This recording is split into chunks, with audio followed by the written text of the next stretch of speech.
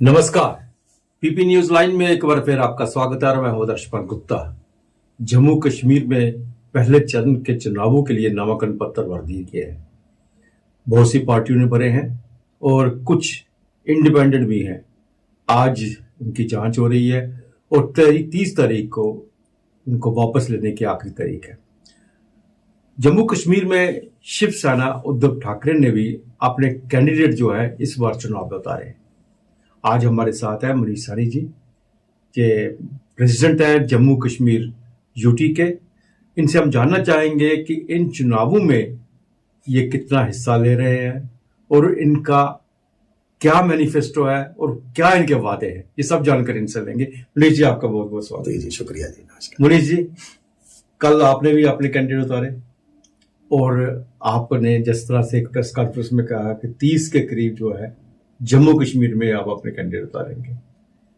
आप गठबंधन के साथ क्यों नहीं गए? पहला प्रश्न तो ये है, क्योंकि पिछली बार भी आप गठबंधन के साथ खड़े थे, इंडिया गठबंधन के साथ खड़े थे।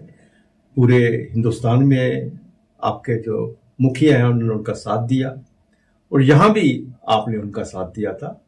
हालांकि आपकी पुरानी आइडियोलॉजी तो भारतीय जनता पार्टी के साथ मिलती थी, लेकिन इस बार सबसे सिनेरियो जो चेंज हो गया है और आपने गठबंधन के साथ रह के उसका धर्म निभाया और अब जो है आप गठबंधन के साथ ना जाकर अपने कैंडिडेट उतारेंगे। क्या कारण सर? देखिए, हम शिवसेना हमेशा अपने गठबंधन धर्म का पालन करती है। आपको बता दूं कि देखिए जो गठबंधन था ना, इंडिया गठबंधन, वो मात्र लोकसभा चुनावों तक सीमित था। और अगर जम्मू कश्मीर की बात करें, हमने जरूर फिर भी अपना धर्म निभाया, मगर जम्मू कश्मीर के अंदर लोकसभा चुनावों में भी इंडिया गठबंधन कहीं जमीनी तौर पर दिखाई नहीं दिया। पीडीपी के साथ क्या हुआ वो सबको मालूम है। खैर, वो अब इतिहास बन चुका है। अब हम असेंबली चुनाव, जहां तक जम्मू कश्मीर के असेंबली चुनावों की बात है, असेंबली चुनावों के लिए किसी तरह की इंडिया गठबंधन की कोई घोषणा नहीं की गई। कांग्रेस और नेका ने गठबंधन जरूर किया है इन चुनावों के लिए, मगर दैट डज नॉट मीन के इंडिया गठबंधन। कांग्रेस और जो है नेका खाली इंडिया गठबंधन का हिस्सा नहीं है। इंडिया गठबंधन में शिवसेना यूबीटी भी एक मुख्य घटक दल था। तो इन दोनों का पर्सनल गठबंधन है, ये आपसी तालमेल है। इसको इंडिया गठबंधन का मैं निवेदन करूंगा कि नाम ना दिया जाए किसी भी मीडिया हाउस की तरफ से, क्योंकि गठबंधन करने के लिए जो है हमारे शीर्ष नेताओं से इनको बातचीत करनी पड़ेगी। हाँ, फारूक साहब ने जो है नेका संरक्षण जो है खुला आमंत्रण दिया था पार्टियों को, मगर मुझे लगता है कि वर्बली आमंत्रण देने से जो है कोई पार्टियां गठबंधन का हिस्सा नहीं होती। उसके लिए बैठकों का दौर चलता है, एक कॉमन मिनिमम प्रोग्राम बनता है। अभी आपने जो नेका की विचारधारा देखी, नेका का जो संकल्प पत्र देखा, मुझे लगता है कि हम गठबंधन का हिस्सा हो भी नहीं सकते थे। मुझे तो बड़ी विश्वास नहीं होता कि कांग्रेस भी कैसे इस गठबंधन का हिस्सा हो गई, क्योंकि उन्होंने धारा 370 बहाली की बात की है, जो हमारी जो है विचारधारा के बिल्कुल विपरीत है। उन्होंने जो है कई हमारी धार्मिक भावनाओं को ठेस पहुंचाने वाली बातें की हैं। हमारे पवित्र शंकराचार्य के नाम को उन्होंने किसी और नाम से जो है वो संबोधित करने की कोशिश की है। तो ये तमाम चीजें जब बीच में आती है तो उसको फिर वो गठबंधन के साथ चलने लायक वो पार्टियां नहीं रहती। गठबंधन तभी संभव होता है जब जो है कॉमन मिनिमम प्रोग्राम एक साथ बैठकों में बनकर मिलता है, बनाया जाता है। देखिए, हमारे पक्ष प्रमुख माननीय उद्धव बाला साहब ठाकरे लगातार जम्मू कश्मीर के जमीनी हालातों को लेके हमेशा जो है वो चिंतित रहे हैं। उनको हमेशा चिंता रही है जम्मू कश्मीर के स्थानीय लोगों की, हमेशा चिंता रही है जम्मू कश्मीर में कश्मीरी पंडितों की सुरक्षित घाटी वापसी की। हमेशा वो, जब भी मैं उनसे पर्सनल भी अगर मेरी कभी मुलाकात होती है, वो जरूर पूछते हैं कि कश्मीरी पंडितों का वहां पर क्या हाल है, क्या कश्मीर का ऐसे अमन बहाली कायम हो पाई है कि वो लोग वापिस अपने घरों में जा सके? नहीं हो पाई। और जो हमारे साथ 5 अगस्त 2019 को भी वादे किए गए थे, वो तमाम चीजें वादा खिलाफी में तब्दील हुए हैं। जम्मू कश्मीर के स्थानीय लोगों को अधिकार देने की जगह हमारे अधिकारों को लगातार जो है वो खोखला किया जाता रहा। हाल ही के अंदर जो जम्मू कश्मीर पुनर्गठन अधिनियम के अंदर जो संशोधन किया गया, जिसमें जम्मू कश्मीर के माननीय उपराज्यपाल के अधिकार क्षेत्र को बढ़ा दिया गया, वो सीधा संकेत है कि आपने हमारे मतदान दान के अधिकार को खोखला कर दिया है। मैं अपना वोट करके जिस कैंडिडेट को चुनता हूं या कोई कैंडिडेट जब चुनती है जनता, देखिए लोकतांत्रिक देश में मतदान बहुत महत्वपूर्ण होता है, सबसे बड़ा हथियार कहा जाता है। अगर आप उस हथियार की धार को ही खत्म कर दोगे तो वो मतदान का क्या फायदा। तो इस तरह के बहुत सारे इश्यूज थे जिनको हम जनता को जो है वो अधिकार देना चाहते थे। तो वो अधिकार देने के लिए हमें जो है हम चुनाव मैदान में उतरे, जनता के बीच गए, जन आकांक्षाओं पर आधारित अपना एक संकल्प तैयार किया, जिसके तहत हम जम्मू कश्मीर की जनता के साथ वचन दिए गए हैं। बहुत सारे वचन का भी मैं खुलासा करता हूं आपके साथ। वचन दिए गए हैं और हम एक ही राह पर चल रहे हैं जो हमारे वंदनीय बाला साहब ठाकरे जी ने हमें सिखाया था, जो उनके विचार थे कि प्राण जाए पर वचन ना जाए। हमारा जो भी उम्मीदवार चुनाव मैदान में उतरेगा वो संकल्प लेगा जन आकांक्षाओं के जो हमारा संकल्प पत्र है उस वचन को पूरा करने का। आपने पहले फेज में कितने कैंडिडेट उतारे हैं? देखिए, पहले फेज के अंदर हमने 3 उम्मीदवार अपने मैदान के अंदर उतारे हैं, रामबन से, डोडा से और किश्तवाड़ से। तीनों उम्मीदवारों के जो है नामांकन भरे जा चुके हैं, स्कूटनी का काम चल रहा है और कल मुझे लगता है कि उन उम्मीदवारों के नामों की जो है वो घोषणा कर दी जाएगी वहां चुनाव आयोग की तरफ से भी कि शिवसेना यूबीटी के जो है ये उम्मीदवार होंगे। देखिए, टोटल जहां तक टोटल उम्मीदवारों की आप बात कर रहे हैं तो जम्मू कश्मीर प्रदेश इकाई की तरफ से हमने तमाम 90 सीटों पर अपने उम्मीदवार की सूची तय करके हाईकमांड को सौंप दी है। अब हाईकमांड हमें क्या आदेश देता है, 30, 40, 50, 20 कितने सीटों पर जो है हम चुनाव लड़ेंगे, वो हाईकमांड के निर्देशानुसार चला जाएगा। हाईकमांड जितने जितने हमें सूची देता जाएगा हम उन नामों को जो है सार्वजनिक करते जाएंगे, अपने उम्मीदवारों की घोषणा करते जाएंगे। हमारी प्रदेश इकाई की तरफ से जम्मू कश्मीर की सभी सीटों पर हम कमर कसे बैठे हैं, हमें सिर्फ हाईकमांड के आदेशों का जो है इंतजार है। मनीष जी, आपने तो बातों बातों में आपने घोषणा पत्र तो सारा बता ही दिया है तकरीबन। नहीं, अभी बहुत कुछ बाकी है। हाँ, वही मैं कह रहा हूँ कि जम्मू कश्मीर की जनता के लिए आप चुनाव जीतने के बाद कौन सी खास बातें हैं जो देखिए, जम्मू कश्मीर की जनता के साथ जो विश्वासघात हुआ है, जो छल हुआ है, हम उसकी चाहते हैं कि जनता को उनके अधिकार मिले। हमने जो है धारा 370 हटने का जो है समर्थन किया था, वो इसलिए किया था क्योंकि हम चाहते थे वाल्मीकि समाज को भी, वेस्ट पाक रिफ्यूजियों को भी, हमारे जम्मू कश्मीर की बेटियों को भी जो है उनके अधिकार मिले, गोरखा समाज को उनके अधिकार मिले। मगर अधिकार मिलने के साथ हम ये कतई नहीं चाहते थे कि हमारे स्थानीय लोगों के अधिकार छीने भी जाएं। हमारे से राज्य का दर्जा छीन लिया गया, जो हमें हर हालत के अंदर पूर्ण राज्य का दर्जा वापस चाहिए। देखिए, जम्मू कश्मीर एक बॉर्डर स्टेट है, जम्मू कश्मीर एक हिली स्टेट है, जम्मू कश्मीर ही एक ऐसी स्टेट है पूरे देश के अंदर जो 3.5 दशकों से आतंकवाद को झेल रही है। तो अगर आप नॉर्थ ईस्ट की जितनी स्टेट्स हैं, पूर्ववर्ती राज्य हैं जितने भी, अगर आप उनको धारा 371 के तहत विशेषाधिकार दे रहे हो तो जम्मू कश्मीर के साथ सौतेला व्यवहार क्यों? देखिए, आज बिहार मांग रहा है विशेषाधिकार, आज पंजाब मांग रहा है, आज आपके जो है चंद्रबाबू नायडू विशेषाधिकार मांग रहे हैं, जबकि उनके जो क्राइटेरिया है उनके राज्यों का वो फॉल भी नहीं करता उसको विशेषाधिकार देने के लिए, स्पेशल स्टेटस देने वाले राज्यों में। जम्मू कश्मीर तो फॉल करता है उनमें, वो तमाम चीजें जम्मू कश्मीर है। जम्मू कश्मीर हिली स्टेट है, आपकी बॉर्डर स्टेट है, आतंकवाद झेल रही है। तो हमें जम्मू कश्मीर के लोगों को धारा 371 के तहत अंडर 371 हमें जो है वो स्पेशल स्टेटस दिया जाना चाहिए, हमारे संस्कृति पहचान की सुरक्षा के लिए, हमारे स्थानीय लोगों के लिए, जो नौकरियों के अंदर, शिक्षा संस्थानों में प्रवेश का पहला अधिकार हमारे स्थानीय लोगों का होना चाहिए। मनीष जी, एक बात है कि आपने जितनी भी बातें कही, आपका घोषणा पत्र में जितनी भी ये बातें हैं, ये 99% जो है भारतीय जनता पार्टी के साथ मिलती जुलती हैं। तो यहां तक कांग्रेस का सवाल है, कांग्रेस एनसी का तो कुछ भी नहीं मिलता आपस में।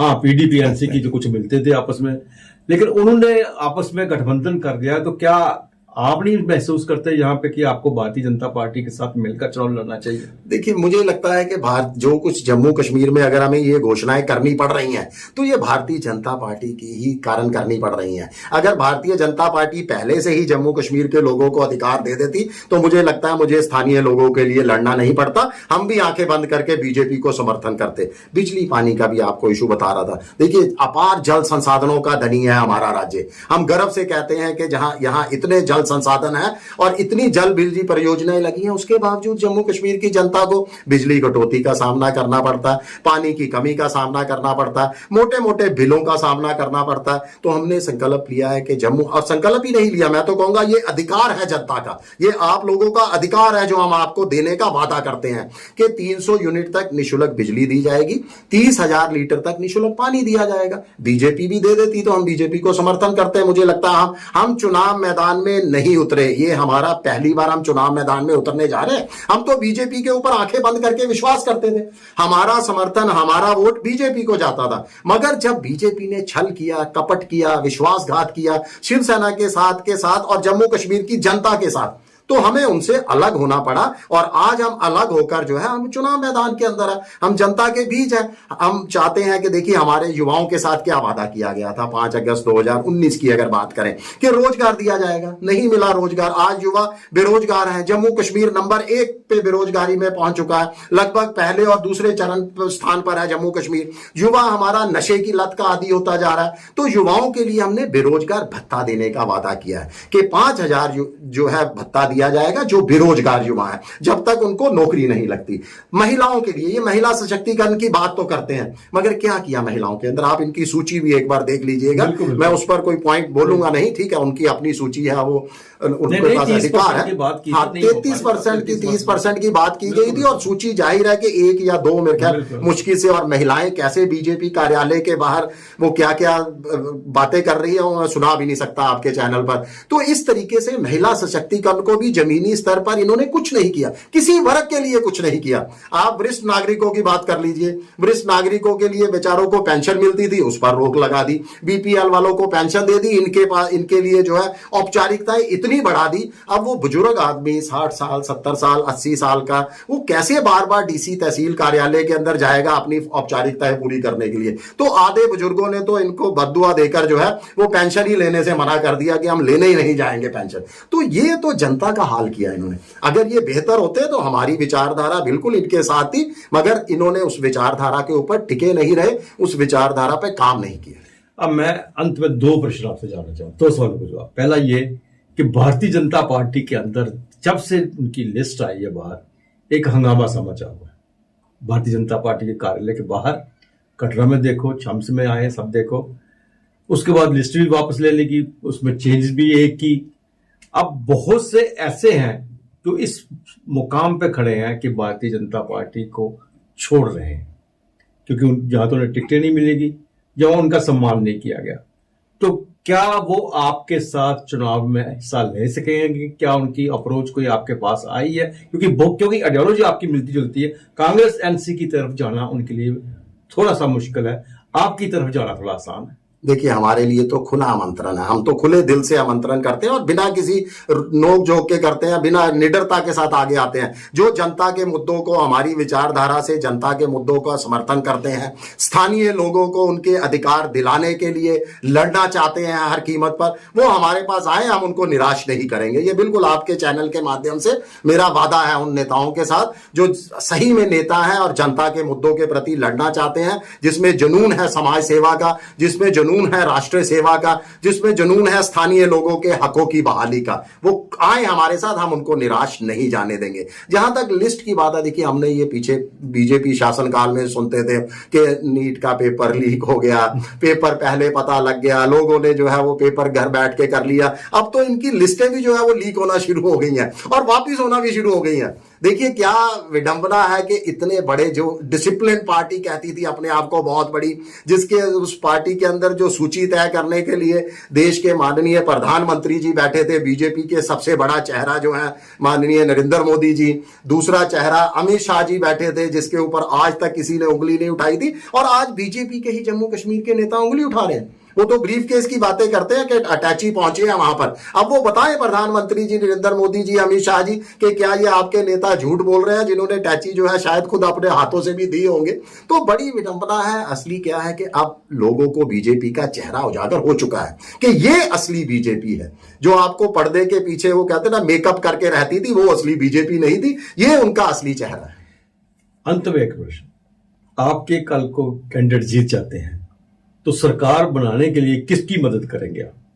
क्या नेशनल कॉन्फ्रेंस कांग्रेस के साथ जाएंगे क्या भारतीय जनता पार्टी की जरूरत पड़ी तो उनके साथ जाएंगे, क्या करेंगे? देखिए, बहुत बढ़िया सवाल है और दिल खुश हो गया जो आपने सवाल पूछा है, क्योंकि हमें एक तरह की आपकी सवाल के अंदर दुआएं भी मिली हैं जीत की। और मैं तो कहूंगा ये आपने जो पीछे जो बैकग्राउंड पिक्चर्स लगा रखी है ना, इसमें कम से कम एक आधे हमारे नेता की भी पिक्चर जरूर ऐड कर दिए, क्योंकि अब ये लगभग तय है कि जम्मू कश्मीर विधानसभा के अंदर शिवसेना का परचम भी लहराता हुआ दिखाई देगा। ठीक है, हम तो यही चाहेंगे कि हमारे सारे उम्मीदवार जीते, हम खुद जम्मू कश्मीर में अपने बलबूते पर सरकार बनाए और सबसे पहले जो है स्थानीय लोगों के अधिकारों की बहाली करे, जिसके लिए वो पिछले 5 सालों से जो है वो तरस रहे हैं, लगातार उनका हनन किया जा रहा है। दूसरी रही गठबंधन की बात या कुछ बात, मुझे लगता है कि ये तमाम चीजें हाई कमांड द्वारा तय की जाती हैं। मैं तो जम्मू कश्मीर के अंदर शिवसेना वंदनीय बाला साहब ठाकरे का एक छोटा सा सिपाही हूं। मेरी इतनी हैसियत नहीं है गठबंधन तय करने की या सरकारों को तय करने की। जरूर हाई कमांड विचार विमर्श करेगी, जैसा हाई कमांड का निर्देश होगा। ये जरूर है कि हम अपनी विचारधारा के साथ कभी समझौता नहीं करते, हम उसी का समर्थन लेते हैं, उसी को देते हैं जो हमारी विचारधारा पर चलने के लिए तैयार होता है। मनीष सहनी किस सीट पे चुनाव लड़ेंगे? देखिए, मनीष सहनी तमाम जम्मू कश्मीर की सीटों पर, मैं चुनाव लड़ूं, मेरा कोई जो है कार्यकर्ता, मेरा नेता चुनाव लड़े, वो एक समान है। लगभग जितनी भी सीटें होंगी सब पर मैं खुद ही चुनाव लड़ रहा हूं, क्योंकि प्रचार करने भी हम खुद जाएंगे। अभी तक अगर पर्सनल मेरे तरफ से पूछोगे तो अभी मैं चुनाव का उम्मीदवार नहीं हूं। हमने अपने तमाम नेताओं को अभी मौका दिया है चुनाव मैदान में उतरने का, क्योंकि कैंपेन के लिए जो है वो प्रेसिडेंट की ड्यूटी होती है कि जगह जगह जाना, हर सीट पर जो है कैंपेन करना। क्योंकि मुंबई से भी हाई कमांड के भी कई हमारे स्टार प्रचारक आएंगे, नेता आएंगे, उनके साथ जो है जगह जगह जाना। तो मुझे अपने लिए जो है पर्सनल चुनाव प्रचार के तरफ नहीं मैं जाना चाहता था। मैं चाहता था कि जम्मू कश्मीर के अंदर जो पहली बार हमारे तमाम उम्मीदवार चुनाव लड़ रहे हैं, मैं उनके लिए समर्पित रहूं और मेरा समर्पण उन्हीं के साथ है। चलिए मनीष जी, हमारी शुभकामनाएं आपके साथ है। शुक्रिया जी। पहली बार आप मैदान में उतरे हैं और हम चाहते हैं कि कम से कम आपका भी परचम यहाँ पे लहराया जाए। आप स्टूडियो में आए, आपका बहुत बहुत धन्यवाद। आज के लिए बस इतना ही। नमस्कार।